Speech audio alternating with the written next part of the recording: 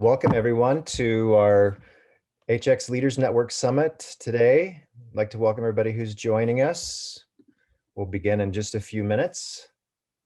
Go ahead and get comfortable. Nice to see you all.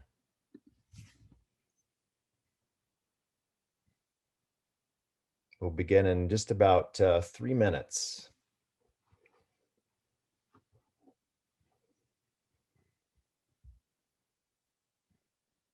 That looks like Carl there. Is that Carl waving at me with the aloha sign? That's right. Good morning, Elliot. Nice to see you. Good to see you as well. All right, we'll begin in just a second. Let's see get everybody in the room here first.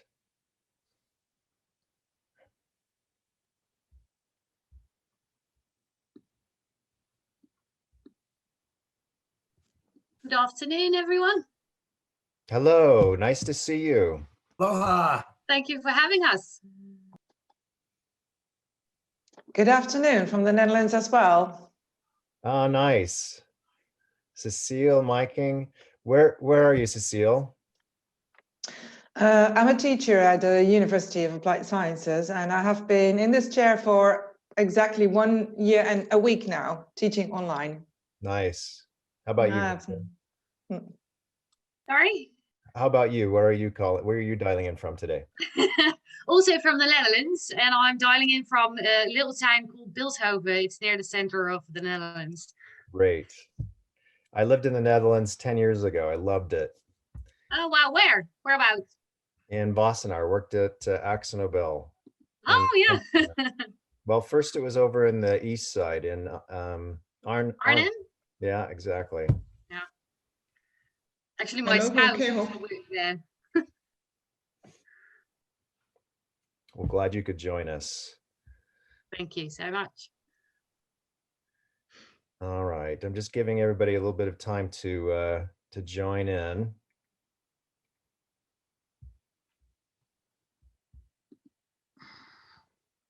Can you see the first slide okay? Great. Keeping our fingers crossed.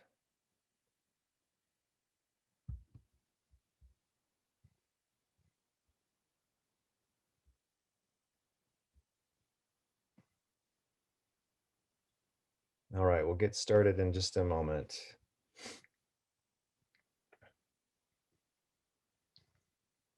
Is my BCX looking okay, or is it the wrong way around? Looks good. Okay. It's because of that mirror effect. You know, on your side, it looks like it's upside down. It looks fine. Okay, we'll give everybody about 60 more seconds to join in, and then we'll get started. Time to grab one more cup of whatever you want to drink.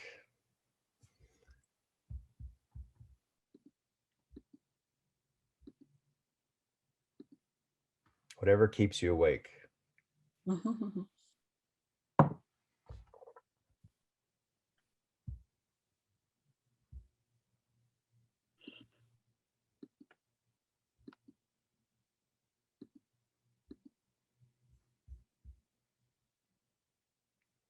All right. Thanks for the messages. Hi from Belgium, San Francisco, Connecticut. We've got people everywhere today. This is going to be a lot of fun.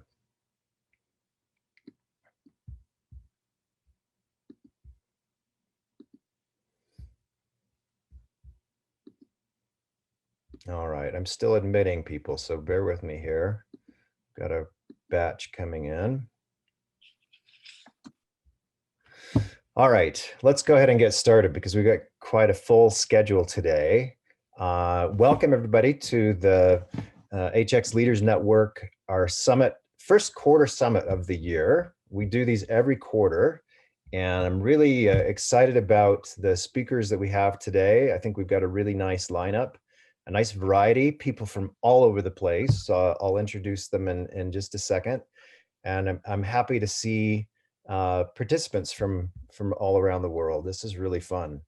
So thank goodness for Zoom. I remember a year ago when we first did one of these, and I'm usually traveling all over the place and had to stay home like everybody else. And it's just so nice to see people's faces, new friends, old friends, and thank goodness we have this way to connect, right?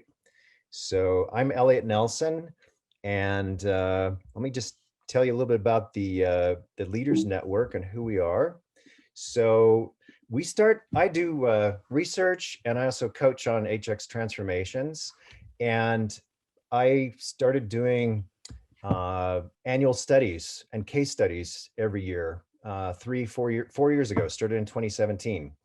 And the first companies I interviewed, ABN AMRO, Airbnb actually was the first, because Mark Levy coined the term employee experience. He's the first we know of, just late 2016. So this has not been around forever. GE, Paul Davies, some others there. And when I interviewed them and I said, what can I do for you? They said, can you introduce us to some others who are doing this? We want to see, what in the world's going on out there, and share some experiences, share some things we're learning.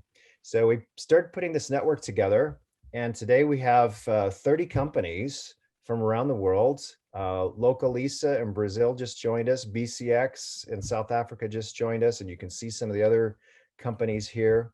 So, and we get together every quarter, and we also have a chat line where we can ask direct questions of anyone any day of the year. But we have every quarter we get together, we do these summits. So we have this open summit like we're doing today, and we have a member summit that we do that on tomorrow. And that's where we have closed sessions with people face to face, and you can interact directly with your peers in different challenges and things that you're having. So just a little bit about our group and who we do. That we're the HX Transforma group. We have we do transformations. So HX Transforma is HX centric transformations. We rebranded all of this last year because we were talking about employee experience, and we're not really employees. We're people. We're human beings, and I wanted to focus on the human experience of work that you all were talking about. So we have an HX playbook that we use, and so that, and you can see here we have four main areas around transformation coaching, design thinking and agile, people analytics. We also have a platform for teaching organizations different capabilities, and you can see some of the user groups here. HX Foundation, sponsors and stakeholders. Our top group there that we develop are coaches and facilitators. So building capability inside your organization that can in turn teach your people how to fish. And then the last platform we have is an HX marketplace, which will be coming later this year, all HX related jobs. We thought there should be something that is just for us in the things that we're doing. So today we have 4 speakers who are joining us. So every hour we'll have a new speaker. We'll go 50 minutes and then we'll join a new session. Really excited. We've got Hope Lukoto, who will talk to us in just a second, from South Africa. She's the CHRO of BCX. Michael Held joining us from Munich. And Michael is the head of the global design team at Steelcase in Munich. And Steelcase, many of you know, is one of the oldest and largest office design companies. So we thought it'd be really interesting to find out, what are they thinking in terms of bringing us back? What does the office of the future look like post-pandemic? And then we've got Joe Pine. Joe is I would say one of the forefathers of all of this. He wrote an article in HBR 23 years ago about the experience economy, and a book which has been updated in 2020. If you haven't seen any of Joe's YouTubes or read his books, he has 4 books. I would highly recommend that you do it. He'll be fantastic. And then we have Kenny Cow, who was the head of CX and talent and learning at LinkedIn in New York City. So we've got Johannesburg, Munich, Minneapolis, and New York City. All right, so let me move over and let's get Hope started here.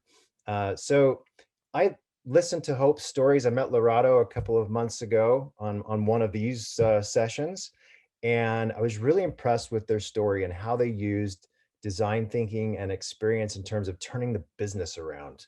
and the connection of CX and EX in all of this, or HX. They used qualitative analytics to you'll hear her talk about how they identified what were some of the key challenges and listening to people, and some of the ways they use design thinking on the people strategy. And as she will say, doing away with traditional HR. So this will be really interesting to hear about.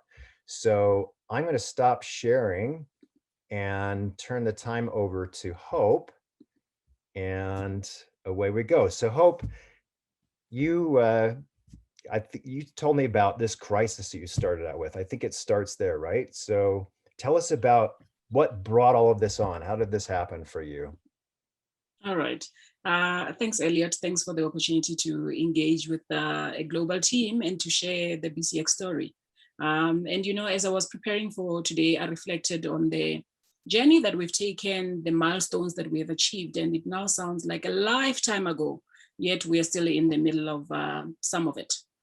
Let me say a bit about BCX, because that also gives you context as to why we found ourselves where we're at and why customer experience is so important. We are a player in the ICT space. We provide end-to-end ICT solutions in the enterprise space. We offer advisory services, managed services, maintenance services, and we focus mainly on digital transformation solutions and delivery across industries like financial sector, health sector, public sector, and mining in South Africa.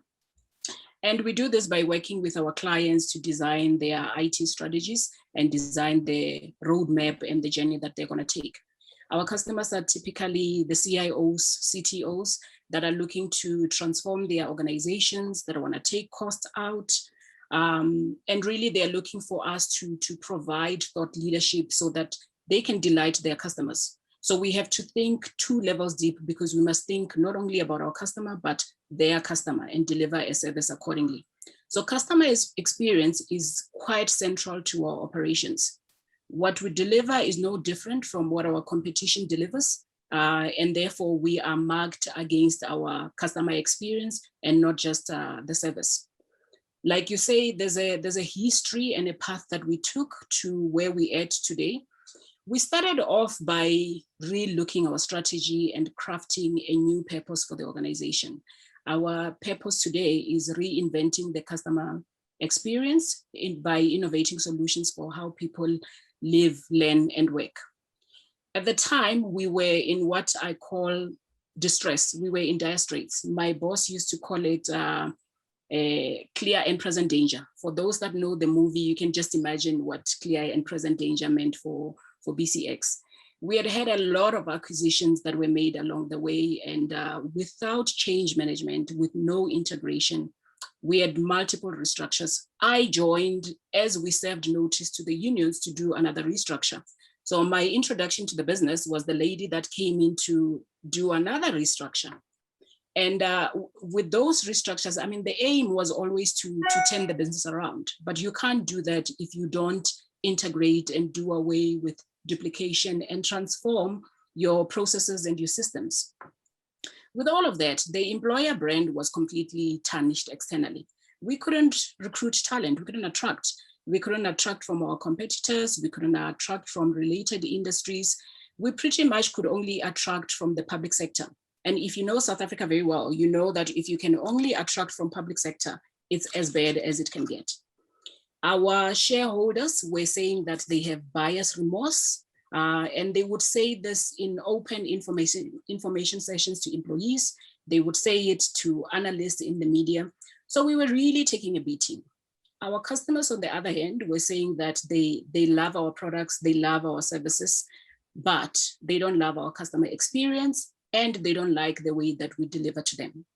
And you can imagine that with constant restructures as well, you end up having a vacuum, and people don't know who's doing what work and delivering to which customer, and the customer is left hanging.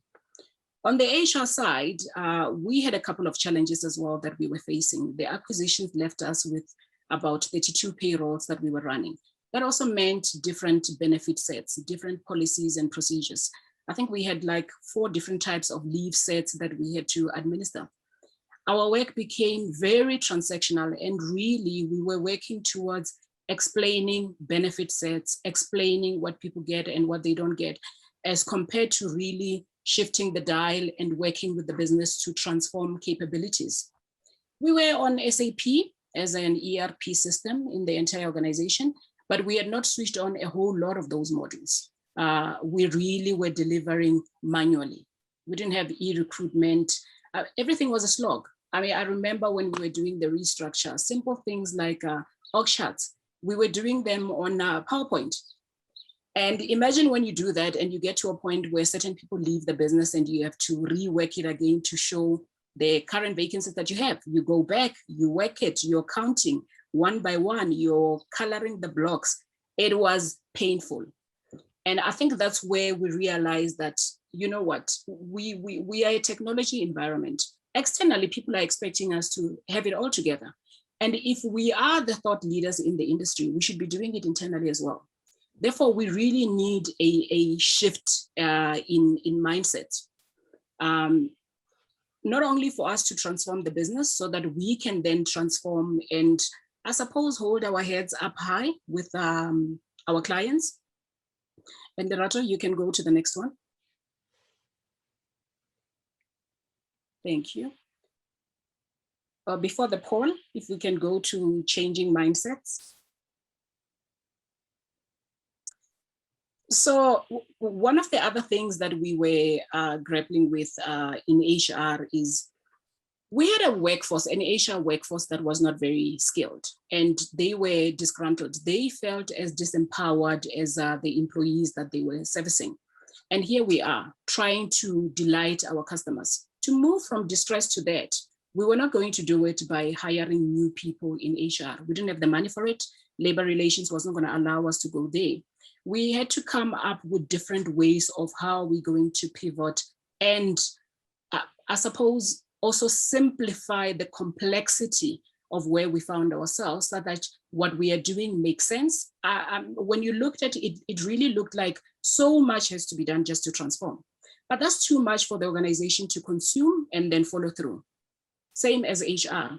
So we really had to think about how we are going to take people on a journey. And with that, we figured that let's embrace moments that matter. And we take particular chunks, we focus on that, and that allows us also to delight certain employee segments at a particular point in time. It buys us kudos.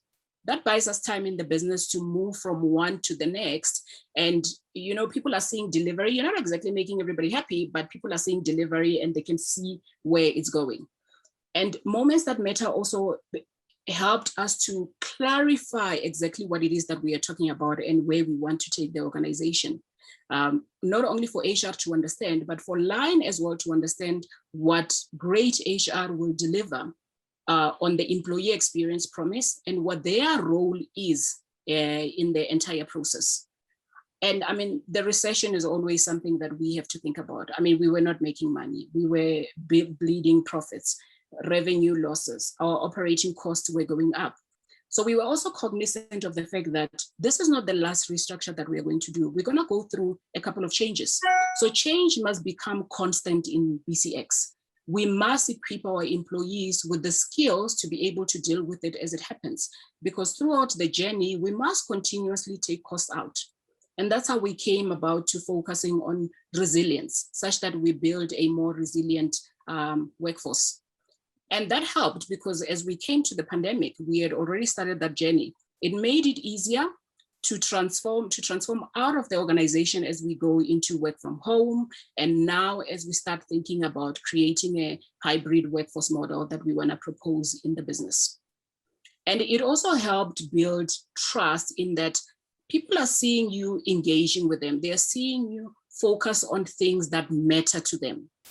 And that says, I'm seen, I'm heard, the organization is committed, it's not a one-way thing. The other interesting thing was as a leadership team, as I go to the next slide, we were very new. The CEO joined BCX in April 2018, CMO in August, CFO in September. I joined in October. The head of sales joined in January. So we all really didn't know the business that we were dealing with. Next slide, Lerato. We didn't know the people. The history was a stumbling block, and we didn't have the comfort of, you know, when you've been in an organization for a long time, you know the sentiments, you kind of pick up on the perception as you walk around the building, you kind of know whether people are happy or not.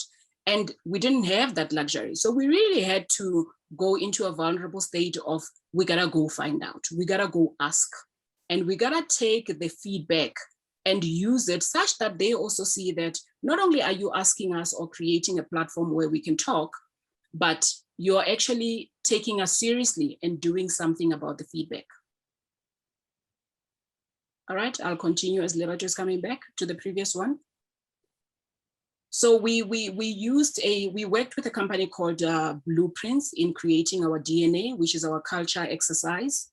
And in that, I'll talk more about that in the next slide as I unpack the process further.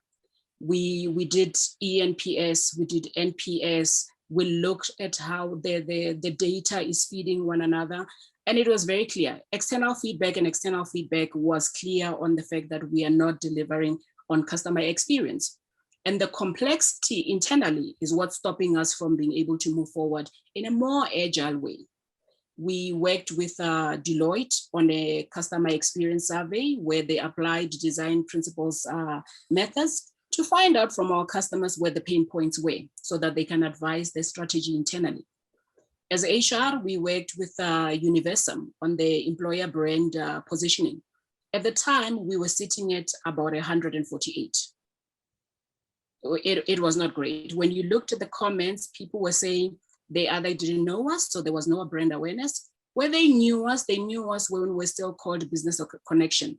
And when we were bought by Telkom, we fell off the radar. Where we were still on the radar, we were now less attractive because we're also now part of a parastatal. And where we got people to go through the recruitment funnel, where there's awareness and they want to apply for a job, we never followed through. Because of the constant restructures and constant cost cutting, we could never close the deal. And therefore they fall off from there. And I mean, we want to compare ourselves to your Cisco, your IBMs, etc. So it was a lot of work to get to how do we turn this around and get everyone to own where we're at, and so that they can own the change process. It can't become an HR driven process. It can become a line manager driven process. Employees must own it and drive it. And I'll now talk more about the DNA, because that's where we managed to come up with a platform where we engaged everyone. So this is an exercise where we pretty much did interviews. We started off with leadership, where we had 30-minute sessions with them about why is it important that we deliberately craft a new culture for BCX? And they could free float and talk about that. We had a web-based process where all employees could access and put intuitive opinions about the things that they think we should be doing more of and the things that we should be doing less of. We had 5,500 data points, which was exciting. It was great. And it was great to feel the buzz in the business that for the first time, BCX is doing something together, all employees and line managers and senior leadership included, and people are able to voice their opinions. If I can read some of the comments that came out at the time, I mean, people were saying things like, I've never seen a disabled person in my branch, and disability is one of our BBBE required things that we have to measure, and we didn't have that. Barriers include, and this is one employee, barriers include limited knowledge and skills, beliefs and attitudes of professionals and clients, role expectations and organizational factors such as lack of equipment or transport. Employees and customers are not taken seriously, not being accountable, red tape and process that take very long and we lose deals, not getting rid of dead weight if employees can't be productive, they must be replaced, wrong leaders with no skills, hiring less skilled employees because they can be paid less, no single view of the customer. So the input was very interesting and the participation was overwhelming. After we had that, we grouped them into themes, and we had a lot of themes. I think what we took back to employees as the first round of selection and voting was 50 themes that they had to go through and vote for their top 30 that they think we should be doing well, and the top ones that they see as bottom line behaviors. They brought them back, interesting comments. Some of the themes that came up, some of them made them into the code, some of them didn't. We had things like, we gotta do more of attracting and retaining best talent, brand awareness, building relationships, clear goals and direction, right mix of products and services. And on the things they didn't want us to do, it was things like incentives that don't drive the right behavior, neglecting our people, neglecting our customers, politics and empire building, resistant to change, sluggish. And the interesting thing was, as an ExCo, we had a particular view of what that change should look like and what the top line behaviors and the bottom line behaviors should look like. And there was a complete disconnect from what we saw and what employees saw. And the great thing about that is, had we just done the exercise ourselves, we would never have come to where we at in the transformation. It would not have been consumed. And in that process, we also had to align with what employees are seeing as problems and come up with solutions for that, not what we think should be done. So we took it back, and the 30, once we got to the 30, we took it back to say, now choose the top 10, but the top line behaviors and the bottom line behaviors. But also tell us which one of those will really shift the needle in BCX if we adopt them. And that's where you can see here that the first one is customer is king, which is the chess piece. And it's to the power of 3, because so many people said, if we just focus on that, we will win as an organization. You've got a little man there who's plugged into the wall, which talks to empowered employees. You've got the bending over backwards chef, which talks to us bending over backwards for our customers. It was great coming up with this. And in the bottom ones, you've got the meme that we all know, which is Mayor, which talks to disengaged employees. And you've got the man in the glass bubble, which is vacuum sealed, which is internally focused. It had such a great buzz. And when we were naming them, we could focus on the South African language, things that we normally talk about that you won't find in the dictionary, like skorokoro. The beetle over there has square wheels, and we call it skorokoro, which South Africans know, but other people wouldn't know, because we also wanted it to be about diversity and inclusivity. Everyone must feel connected. We've got another one in there, the one that's pointing, it's angazi, which is a Zulu word for I don't know. And when you're asking people and everybody just says, I don't know, and everybody kind of relates to angazi in South Africa. So it was great to go through that. And then we also went back to them again to say, now propose names for this, propose figurines and icons so that we can make artwork. And all of this is now hanging in our buildings.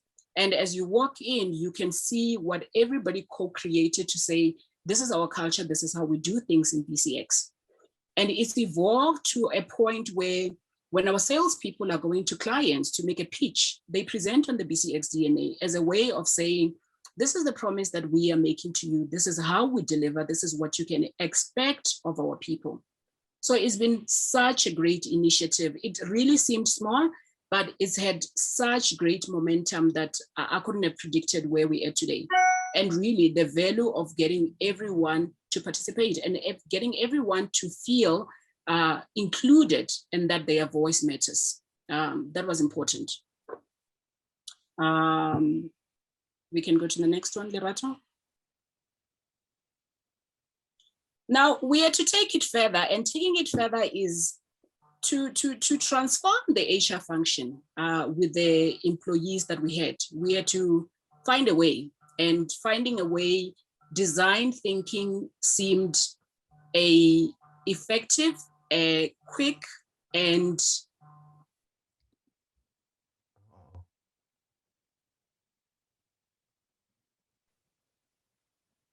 okay, my mute button just went on there. We have a bit bottom line behavior called toolless. I just went a bit toolless. Am I back on? All right. So we thought that with our Asia team, if we focus on design principles and we focus on empathy maps, employee journeys, that will get them to understand and empathize with where the employees find themselves so that we can come up with better solutions for the services that we provide, and we can reinvent our practices. And this was very interesting. When we unpacked it, we selected offboarding. And when we went through that exercise, it was interesting to find that as Asia, we're not exactly involved in the offboarding process. Pretty much the line manager is involved in the entire process. And because we don't have a digital footprint, we don't have a digital way of tracking what's going on. Line manager can get the resignation letter and forget about it. And no one knows that the employee has left, and we continue paying. And if it's not that, the next part of engagement is when the paperwork goes to payroll for the payment. The Asia consultants are not involved anyway in there. So we're missing a whole lot of opportunities. Not only are we bleeding money because we are now paying people that are no longer on the payroll, we were supposed to recover for learning and now we didn't. When we now call you a couple of months after you left, I mean, you are absolutely unhappy. You are sending the lawyers to us because we now want to recover money on something that we had control over, but we didn't look after properly. And line managers were not equipped with having a conversation with an employee when they resign. They said to them, it really felt like a divorce. They got upset. They stopped talking to the employee. They stopped including them. And only when we were going through the design thinking process and empathizing, did people realize that, hang on, we can't. We are putting too much of our own emotions in it. We are not automating to a point where actually we can take transactional out and it runs. And we are not catching the employee in a way where they can still be an alumni and an ambassador for the organization. It really helped us to get to much richer information, much richer solution, and much better buy-in, because as we started involving line managers, they were never involved in designing solutions for their employees. All of a sudden, the different employee segments were like, well, for sales, it's gotta be different, and this is how we wanna do it. If we are talent and you say we are talent, surely you got to treat us like talent. And right now we don't feel like it. So it was really great to go through it. It was also painful because part of it is you have to look hard in the mirror and accept things that you don't want to accept about your team and the way that you're delivering, but you must still forge on and just think that eventually we will get to delivering that sustained enthusiasm. And where we find ourselves now is it's made it so much easier to deliver anything because they now drive it. We don't have to. Employees own it, line managers own it, and they understand their role and they drive it. It enabled us to come up with personas that make sense in the business, that they can buy into, and that they can see how it impacts everything that we do, leading back to how it shifts the culture, how it shifts leadership, and whether we have talent or not. Katlego is one of our personas. Katlego means success in Sotho, and she inspired Moments That Matter, and we created journey maps from attraction right to her becoming an alumni. When we're talking EVP and people didn't understand what that was, Katlego was able to bring that to life, and all of a sudden, people understand, and now they know what more they want compared to what their friends and family members are getting somewhere else. We have Tembi. Tembi enabled us to focus on early careers, to go on learning and development. And Tembi is pretty much future orientated, because in there we're saying we are not going to come up with a pipeline, especially of females, African females in South Africa, if we don't start at grassroots. We are never going to meet our employment equity targets if we don't start at grassroots. So we gotta start at high school. And that has also propelled us to work on our employer branding positioning. We gotta find schools that we can go and adopt and get our leaders to be thought leaders and to be mentors and coaches in those schools, so that the kids can see that, you know what, this is not too far to reach. I can see other people have made it. I too can make it. And this is how I chart my career path. Getting to university, do we offer bursaries? How do we leverage we think code and data scientists that we participate in, but we don't get value? And now we gotta bring it back to the business such that we are also gaining from that, and we're using that to deliver services to our to our customers. And sometimes it is about us grooming the coders and then placing them with our customers, which is great because we get to deliver it much quicker. We get to a much better partnership. And that's what Tembi has allowed us to do. Next one, Lerato.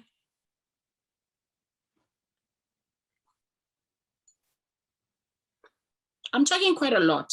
You want to ask questions, engage before I go to the next one?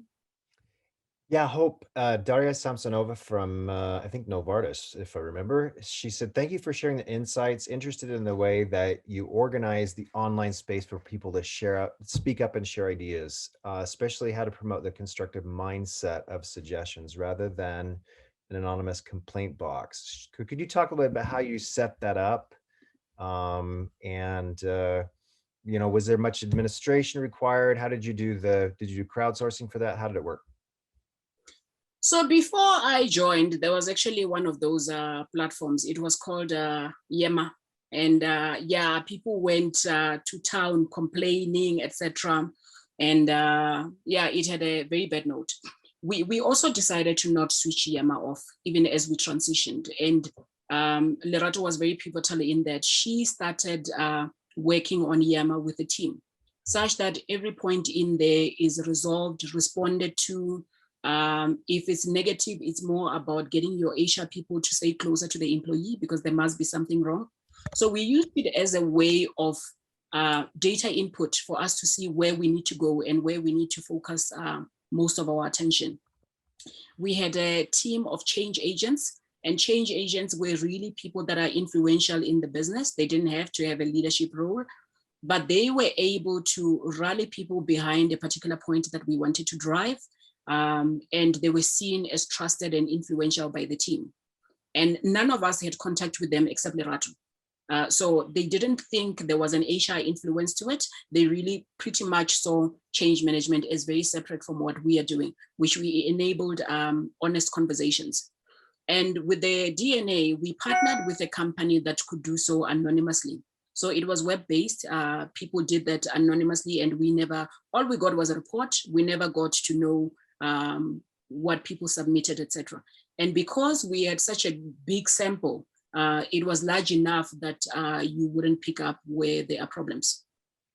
We ran a campaign. I mean, the one thing that I'm really finding and I'm loving is the fact that you really gotta run a campaign behind some of these things. We now run a campaign in Asia called Thrive, and we say in there that we gotta accept that it's almost like a train, and you have different stations, and every now and then you're gonna stop at a particular station, then you're gonna pick up again. We are now at restructure again. We are at that station, but we know that we're gonna pick up again and go. And that has enabled people to kind of see beyond what we are doing today and see the connection to how it's continuously aiding employee experience and helping reinvent the customer experience. The psychological safety is one of the top things that we really are focusing on. Great, thanks. So Alok had a question. Do you suggest collecting continuous employee experience feedback, and how do you make sure that people who are providing the feedback get the resolution in a timely way? So we've had to start with our own delivery. I mean, we had about 30 mailboxes for different things. We had to streamline that. Because of the different payrolls, you had one box for this payroll, one box for that payroll, and we had to streamline all of that. And as we progress with our digital transformation project, is enabling us to get closer to simpler and quicker ways to get questions from employees and respond to them. We have a couple of people that really work on responding to email queries. We work very closely with marketing. They drive some of our communication. We are now launching SAP Jam, which is where we are hoping it will be a platform where employees can engage and help each other along the process and not only waiting for us to respond. We had to run surveys to ask after each service to ask if the HR team is delivering or not and whether they are delighting or not. And it's in those that you start realizing that actually there are people that don't respond. I mean, in one of these things that I read, one of them was HR doesn't respond ever. You don't know, it just goes into a black hole. And we had to work very hard to make sure that we do respond. People have things like will respond within 48 hours and they get it now, but they don't action it because they're like, well, it's still within 48 hours. It can't be.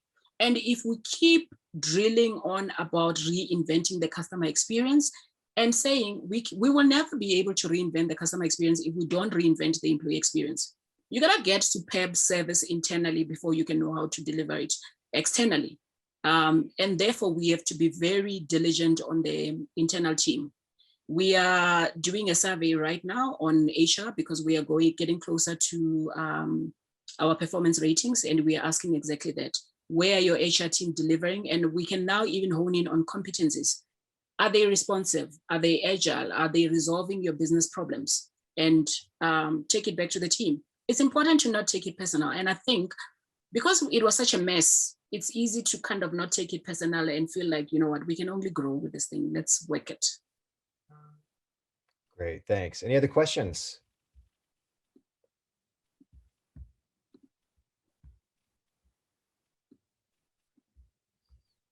If you have a question, go ahead and unmute yourself if you'd like, or write it in the chat.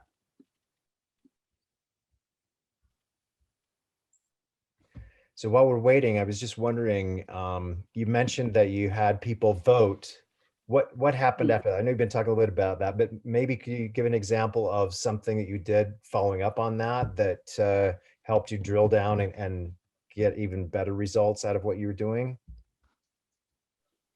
So with each voting, we would go back, and I mean, the EXCO here was really, really committed. We would go back and go through each and every one of them and clean up the data and go with the themes that have come out and not tamper with the data. And it was easy to kind of think, you know what, these people have not prioritized innovation. Let's push innovation in there. But you know what, it's not gonna work. So we would always come back and group it into particular themes that have come up more so than others, and then take it back to the employees.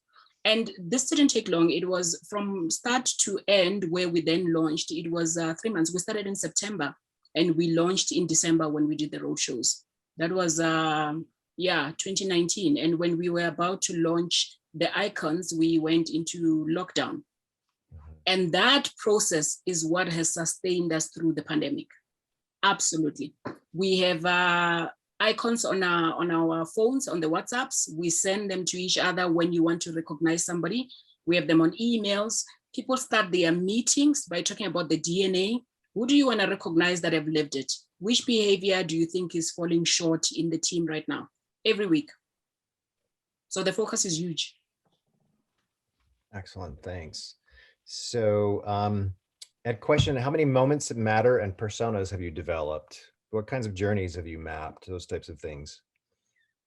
So we've developed I would say standard and typical HR, which is Katlego, from attraction to alumni. Tembi, which is more specialized. And we have the digital natives. Right now, we are running interviews currently. I think it's going to be another 2 weeks before we get personas that deal with talent, with the different talent segments. And what I am hoping will come out is we need to have personas for sales. We need to have personas for the younger generation, for what we call talent and high potentials in the business. And I can't remember what the fourth one that we thought would come out was. So we've partnered with Universum for them to interview and run focus groups in various sessions to come back with personas for us. Great, thank you. Another question was about if you have a long-term approach you're putting in place, ensure your personas don't become outdated and to also allow for new topics that surface. That's a tough one, hey? And I don't have an exact answer for it. So we created personas for talent. What I found was with the 9-box grid, we didn't know people enough to really plot them in the next 9-box grid because most of us are new. And we came from such diverse backgrounds that we didn't have one way or uniform way of talking about leadership and talent. What I rated as a great leader in my area, somebody else rated poorly in their area. So we developed personas. We had a techie who's technically skilled but doesn't have interpersonal skills. We had a balanced Brian. We had somebody who needs to be exited, etc. We came up with 4. And when we had the first session, they worked absolutely great. They worked very well. Second one, I could see that, you know what, we're becoming more savvy around our language about leadership. Mm-hmm. Then we got to doing psychometric assessments and doing assessment centers. We now really have scientific feedback about who should be a techie and who should be a balanced Brian. And it's not exactly what we've been saying all along as we've been rating them. I am having to think very hard about how I'm going to run the next session. Do I just completely do away with the personas, or do we find a way to get the assessments to kind of mirror the persona so that we can continue with that language and journey? Because the business likes it, they get it. And my boss is a mathematician. So a lot of things you really have to sell to him. He's a salesperson. But with personas, he gets it, and then he drives the process. So I also don't want to lose it, but yeah, I would also be happy to take ideas on how to keep it alive. Great, thanks. Did you do empathy mapping across the business, or just in select groups? Where have you done empathy maps, if you have? We've done in recruitment, in onboarding, and in offboarding. And in the business, they are using design thinking to put together solutions that they take to our customers. Okay, great.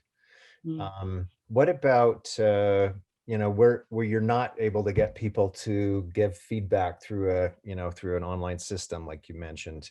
Have you done any other ways of observing or interviewing, or any other methods of channels of feedback? Focus group workshops. Lerato is instrumental in running a whole lot of those. So we do a lot of focus group workshops. We do a lot of alignment sessions with different stakeholders in aligning with them, sharing information, getting their buy-in, giving them an opportunity to speak and engage before we launch. And this is also with hard conversations, like when we do a restructure, we have to go and consult with organized labor. We have done the same so that we can minimize the risk and the disruption in the business. And with that, we're also very open to say, not everything can we do according to the way that you want, because there's a Labor Relations Act and there's a union behind this thing. However, you have an opportunity to influence where you can and to own the process before we get to launch. We've created a lot of playbooks. We've become masters of creating playbooks for a lot of the things that we launch. So Loretta was talking about gamification. Could you give some examples of how you've done that? We haven't. So yeah, we are an IT company that is very behind on a whole lot of things. Only now we've managed to, and you know, being part of one of the things that people complained about is red tape. Being part of a mother company that is a parastatal, they do supply chain like they are a government organization. The will stand very slowly in bringing innovation in and changing things, because you must just use what they have, which doesn't work for you, which is a bit outdated, but the wheels are not moving fast enough for you to change that. Yeah. Yeah. What's your experience, Hope, with crowdsourcing, and how have you used that, especially in the last year with virtual? I will actually ask Lerato to respond to that. She is the master on crowdsourcing with one of the business leads.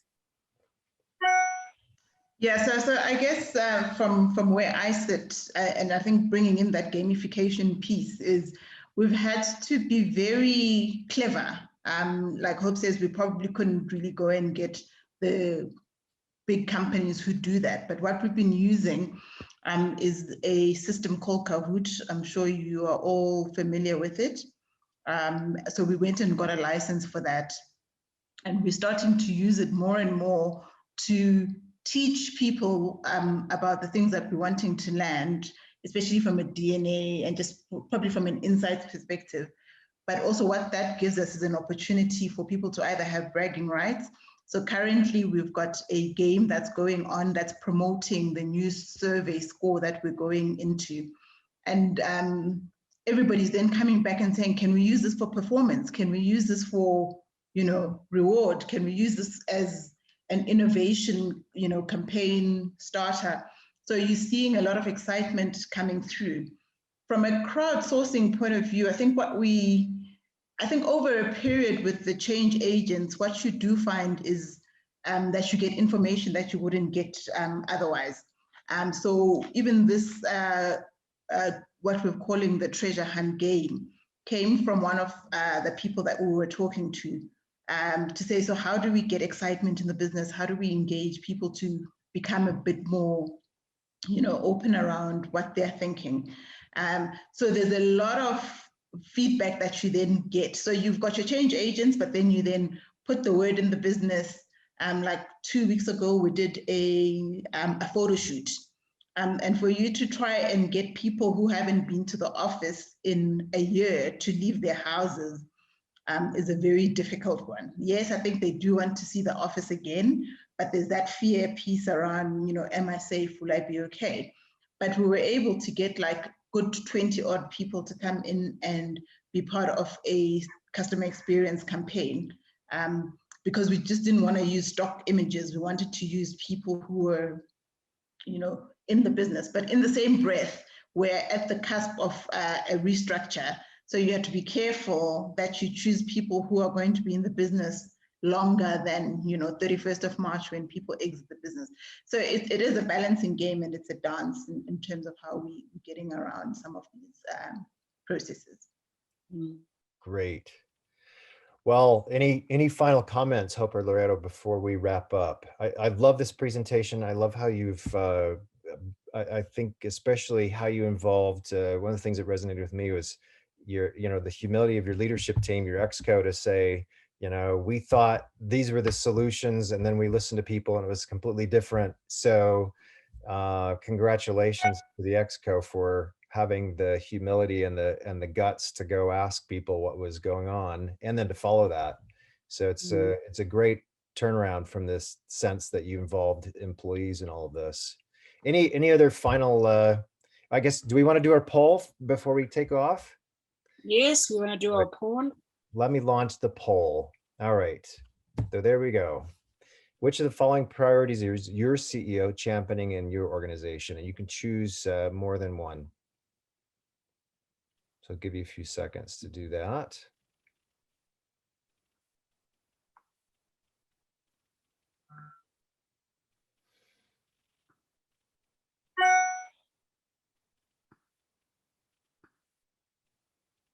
Great, thanks for voting.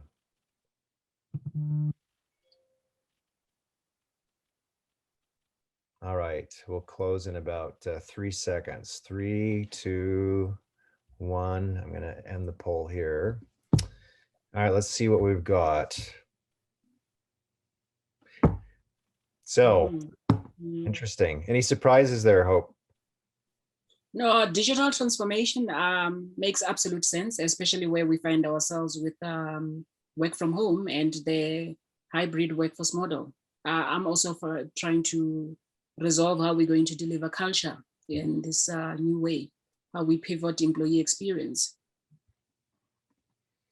That's great. So interesting.